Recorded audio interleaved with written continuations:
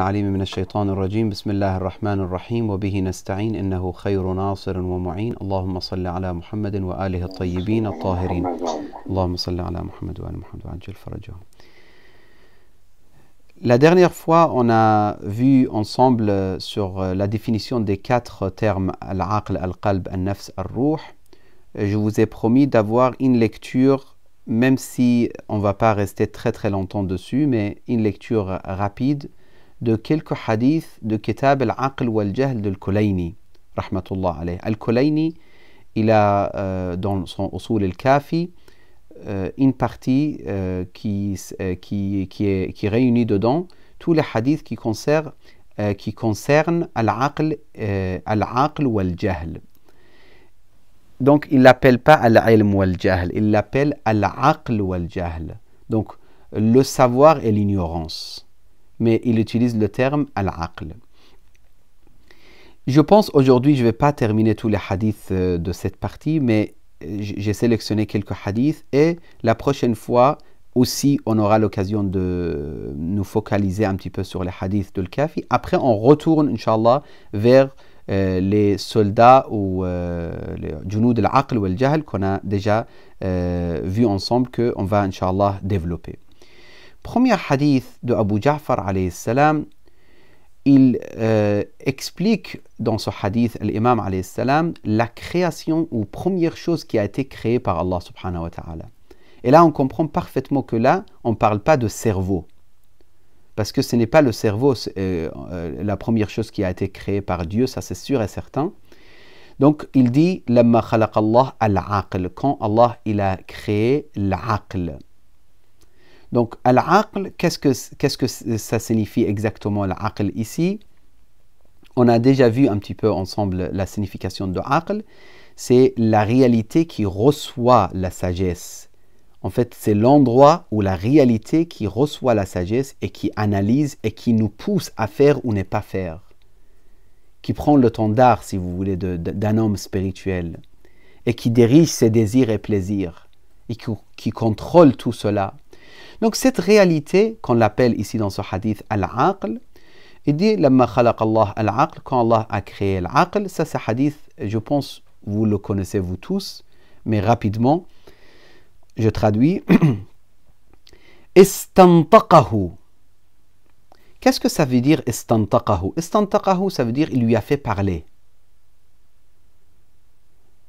Vous savez, parfois on pose la question, mais comment il a parlé? Mais est-ce qu'il a la bouche, il a la langue, etc. Quand on parle de Hajar al-Aswad qu'il a parlé, il y a des gens qui mettent en cause tout de suite. Ils disent, mais une pierre, comment il parle? Les membres de notre corps, le jour du jugement, vont parler, mais comment ils vont parler? Allah subhanahu wa ta'ala fait parler, c'est quoi exactement? Allah, il dit, dans l'imam, il dit, Allah subhanahu wa ta'ala istantaqahu, ça veut dire il a fait parler l'aql. Et il lui a dit, aqbil. Aqbil, ça veut dire avance, viens vers moi. Et l'aql, il a avancé vers. Mais vers moi, qu'est-ce que ça signifie? Tout ça, je vous dis, il faut voir, comprendre le hadith à travers les autres hadiths. Il ne faut pas se précipiter rapidement. Il a créé quelque chose qui avance physiquement, matériellement, pas du tout. On ne parle pas du tout là de l'aspect matériel. Qu'Allah a créé quelque chose matériel qui s'appelle aql, qui avance vers lui. Ça n'a rien à voir avec cette compréhension. Allah il lui a dit adbir, fa'adbar. Adbir, ça veut dire va. Et là, Allah subhanahu wa ta'ala, il a juré par Izzatillah, par wa Izzati wa Jalali, par la grandeur d'Allah subhanahu wa ta'ala et Izzatillah, il dit ma khalaqtu. Et là, écoutez bien, c'est très important. Je n'ai pas créé. Bien sûr, ça, le kafi, il a été traduit. Il a été traduit par plusieurs traductions, que ce soit traduction par les gens, les savants religieux ou même quelques traductions que j'ai vues, que ce soit en anglais ou en français, par les spécialistes et les savants dans les milieux universitaires. Ma khalaqtu khalqan huwa ahabbu ilayya mink. Il dit Allah subhanahu wa ta'ala, je n'ai pas créé une créature plus aimée que toi chez moi. Ça veut dire la créature le plus aimée chez Allah subhanahu wa ta'ala est l'aql. Et là, on commence à poser la question, mais pourquoi dans les langages de théologie, dans l'école de l'islam et de Ahl al-Bayt, on parle de Rasulullah en tant qu'aql al-kull. On dit c'est lui le aql suprême ou l'aql par excellence. Qu'est-ce que ça veut dire Rasulullah al-aql, aql al-kull? Donc il dit Ma khalaqtu khalqan huwa ahabbu ilayya mink. Je n'ai pas créé une créature meilleure et plus aimée que toi. Wala akmaltuk illa fi man uhib. Je t'ai perfectionné que chez celui que j'aime. Ou je t'ai accompli, je ne sais pas comment. Akmaltuka, ça veut dire je t'ai rendu complet. Je t'ai rendu parfait chez celui que j'aime. Donc là, on comprend parfaitement que l'aql le plus complet, ça existe chez qui alors? Chez notre noble prophète, salawatullah wa salam. Et après le prophète, chez Amir al-Mu'minin, salamullah alayhi, qui est le nafs Rasulillah et Ahl al-Bayt alayhi salam. Il dit Wala akmaltuka illa fi man uhib. Après, Allah, il dit dans ce hadith, l'imam Abu Ja'far alayhi salam, il dit Allah dit Ama inni iyyaka amur. Je t'ordonne toi. Wa iyyaka anha. Et je t'interdis toi. Wa iyyaka u'aqib. Et c'est toi qui seras puni. Wa iyyaka uthib. C'est toi qui seras récompensé. Ça, c'est le premier hadith de Kitab al-Aql wal-Jahl. Deuxième hadith, récemment, c'est très très connu le deuxième hadith aussi, mais récemment j'ai vu quelqu'un, je ne sais pas c'est qui m'a envoyé, rahmatullah ala Cheikh Yahya, il était vivant parmi nous et on le voyait, mais je ne savais pas qu'il faisait des discours très intéressants parfois, justement sur ces genres de notions. J'ai vu une vidéo qu'il a parlé de deuxième hadith de Al-Kafi de Kitab al-Aql wal-Jahl. Vous pouvez le voir, le discours, vous pouvez le trouver en tout cas sur Internet. Mais c'est très intéressant le deuxième hadith. C'est pour ça, brièvement, je passe, mais vous pouvez écouter le discours de Cheikh Yahya, rahmatullah alayh. Le hadith عن علي أمير المؤمنين de Amir al-Mu'minin, salamullah alayh, il dit هبط جبرائيل على آدم. L'ange Gabriel est descendu sur Adam. فقال, ô Adam, je t'ai ordonné de te proposer une des trois choses. Choisis une des trois et laisse les deux. Adam a dit, ô Gabriel, dis-moi quelles sont les trois choses. فقال, العقل, الحياء, ad-din. Al-aql, je ne veux pas traduire, on a déjà expliqué, c'est difficile de traduire. Al-haya, c'est, certains ils le traduisent par pudeur, d'autres par autre chose. Wad-din, c'est la religion. Même ad-din, ça peut être traduit autrement que la religion. Parce que parfois, il dit ad-din, c'est le fait de croire en quelque chose, en fait, finalement. Même le terme din, c'est très, très compliqué à traduire. C'est pour ça, moi, je ne me focalise pas sur la question, l'aspect linguistique des termes. Juste, je traduis superficiellement. Faqala Adam. Adam, qu'est-ce qu'il a choisi? Adam, notre père, il était très intelligent. C'était un prophète. Et l'image qu'on donne dans certaines religions, nous ne sommes pas d'accord. L'image qu'on donne d'Adam comme pécheur, comme, je ne sais pas, quelqu'un qui cherche que les désirs et les plaisirs, etc. Tout ça, on n'est pas, dans l'école de Ahl-Bayt, on n'est pas d'accord. Même s'il a commis ce qu'il a commis au paradis, ça n'a rien à voir avec sa vie sur cette terre. Et même au paradis, il n'y avait pas question de haram et des péchés. Ce n'est pas considéré comme pécheur pour nous, de notre point de vue, dans l'école de Ahl al-Bayt. Allah Kollen, Adam, il avait la sagesse, bien sûr. Il a dit, je choisis l'aql. Alors comment on va faire avec le haya et din? Et là, l'ange Gabriel, il dit au haya, il s'adresse au haya et la religion et din en disant insarifa, rentrez, éloignez-vous de lui. Il a choisi l'aql, il ne vous a pas choisi. Qu'est-ce qu'ils ont répondu? Al-haya et din. Ils ont répondu au Gabriel. Inna umirna an nakuna ma'al aql haythu kan.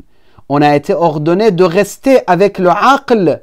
Où sera le aql? On doit le suivre, nous aussi. La religion, la pudeur, al-haya wa din, ne peut pas abandonner l'aql. Ils doivent suivre l'aql. Et là, Gabriel dit Fasha'nukuma wa araj. Il est retourné en laissant, bien sûr, la religion et le haya de suivre al-aql.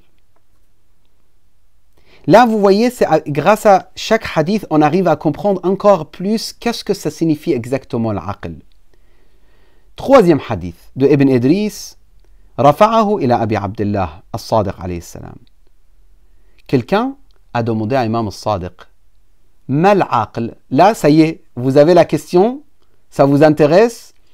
Quelqu'un pose la question à Imam al-Sadiq, qu'est-ce que ça signifie al-aql? Ou qu'est-ce que al-aql? C'est quoi al-aql? Et l'imam alayhi salam, qu'est-ce qu'il a répondu? Il a dit, c'est grâce auquel ou grâce au quoi Allah est adoré et le paradis est obtenu. Allahu Akbar. Allahu Akbar. Ça veut dire tu peux être le plus grand physicien, plus grand astronome, plus grand scientifique, plus grand médecin, mais de point de vue d'Imam al-Sadiq, tu n'as pas le aql. Tu n'as pas le aql. Parce que tu as préféré ce bas monde à l'au-delà. Parce que tu as pu croire que ce bas monde, derrière tous ces sagesses qui existent dans ce bas monde, il n'y a pas de Dieu. Tu as pu croire, tu t'es permis de croire à ça. Donc pour l'imam al-Sadiq en tout cas, tu n'as pas al-aql. Et là, on ne fait pas de façon, ça c'est notre croyance. On n'est pas en train d'insulter qui que ce soit, mais la personne. Maintenant je rajoute, permettez-moi, après si on a le temps, on discute un petit peu. L'imam alayhi salam, il dit Ma ubida bihi ar-Rahman wa ktusiba bihi al-jinan. C'est cette faculté d'intelligence qui est l'aql ne peut pas être appelée al-aql si il ne nous amène pas vers l'adoration de Dieu et l'obtention de paradis. Sinon, ce n'est pas aql. Et là, la personne, il insiste. Écoutez bien. Il dit, alors, qal, la personne qui pose la question, qultu, falladhi kana fi Muawiya, et ce qui obtenait Muawiya, Muawiya, il était très intelligent. Faqal, est-ce que ça, c'est l'aql? C'était pas l'aql? L'imam, il a dit non. Tilka nakra. Là, nakra, c'est un terme qui signifie une chose mauvaise. Nakira, ça veut dire moche. Ou laide, on dit laid. An-nakira, c'est laid, c'est moche, quelque chose pas beau. Donc, après l'imam, il rajoute. Il voit peut-être la personne, elle n'a pas compris avec le mot nakra. Il dit tilka shaytana. Shaytana, ça vient de Satan. Donc, c'est pas l'intelligence. C'est, on dit en français, la ruse peut-être? C'est ça? Oui, c'est bien ça. La ruse, la tromperie. Voilà. La ruse, oui. Après, وَهِيَ شَبِيهَةٌ بِالْعَاقِلِ. Allahu Akbar, c'est là qui est très très très dangereux, cette partie de hadith. Il dit, et c'est cette chose-là, qui est la ruse ou la tromperie, comme tu as dit, شَبِيهَةٌ بِالْعَاقِلِ. Il ressemble au aql, mais ce n'est pas de aql. Allahu Akbar. وَلَيْسَتْ بِالْعَاقِلِ. L'imam, il insiste. Il dit تلك النكراء تلك الشيطنة وهي شبيهة بالعاقل وليست بالعاقل. Ce n'est pas la raison, ce n'est pas l'aql. Je ne traduis pas par la raison parce que je vous ai dit déjà, on va se mettre d'accord sur le fait que l'aql, on a déjà expliqué, je ne veux pas à chaque fois vous déranger avec les explications. وهي شبيهة بالعقل وليست العاقل. Donc finalement, ما عبد الرحمن واكتسب به الجنان, c'est l'aql. C'est le moyen grâce auquel tu arrives à adorer Allah et obtenir maqam, statut, haute statut au paradis. C'est ça le aql. Sinon, tu es très intelligent, mais tu es en train d'éloigner d'Allah. Soi-disant intelligent, donc il vole l'argent des autres. Soi-disant intelligent, sur le dos des autres, il gouverne. Et il prend le pouvoir. Et il devient star. Et il devient je ne sais pas quoi. Tout ça, ce n'est pas de aql, c'est de shaytana.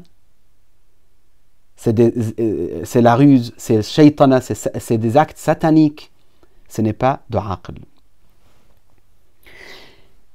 Je termine avec deux petits hadiths et vous me permettez, j'arrête ici pour aujourd'hui. Abu Abdullah, dans un autre hadith, 6e hadith de Shul Kafi, il dit Man kana aqilan kana lahu din. L'imam carrément, il dit celui qui a le aql, il a le din, il a la religion.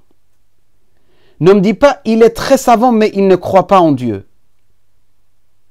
Oui, il a beaucoup d'informations, il ne croit pas en Dieu, ça je suis d'accord avec vous. Il n'y a aucun problème. Il a beaucoup d'informations, mais il ne croit pas. Ça, il n'y a aucun problème. Et on le respecte. S'il a des questions, on fait des échanges avec lui. Aucun problème. Mais il est très savant et très sage. Parce que aql, ici, il dit, l'imam, il dit clairement, Man kana aqilan, ça veut dire celui qui obtient le aql. Qui détient plutôt. Qui détient le aql. Man kana aqilan kana lahu din. Forcément, il a la religion. Et l'imam, il rajoute, subhanallah, le hadith explique les autres hadiths. Chaque hadith explique l'autre hadith. Wa man kana lahu din dakhala al-jannah. Et celui qui a la religion, il rentre au paradis. Ça, c'est clair. Et ça, c'est le maqam, le minimum de maqam. C'est le statut minimal pour quelqu'un qui a le aql. Parce que celui qui l'a vraiment, qui détient vraiment le aql, il ne pense pas qu'au paradis. Au paradis, pour lui, c'est rien. Lui, il cherche la proximité d'Allah subhanahu wa ta'ala. Il cherche l'amour d'Allah subhanahu wa ta'ala. Et dernier hadith. Abu Ja'far al-Baqir alayhi salam قال إنما يداق الله العباد في الحساب يوم القيامة على قدر ما آتاهم من العقول في الدنيا. Le jour du jugement, chers frères, Allah nous jugera par rapport à le degré de notre intelligence qu'il nous a accordé. Donc si tu es un savant qui a pu déchiffrer les plus grands et les plus compliqués des codes et des études scientifiques ou physiques ou chimiques ou mathématiques, des mathématiques, et finalement tu crois pas, tu ne seras pas jugé de la même façon qu'un ignorant qui ne croit pas, un faible qui ne croit pas, un naïf, une personne faible au niveau mental qui ne croit pas.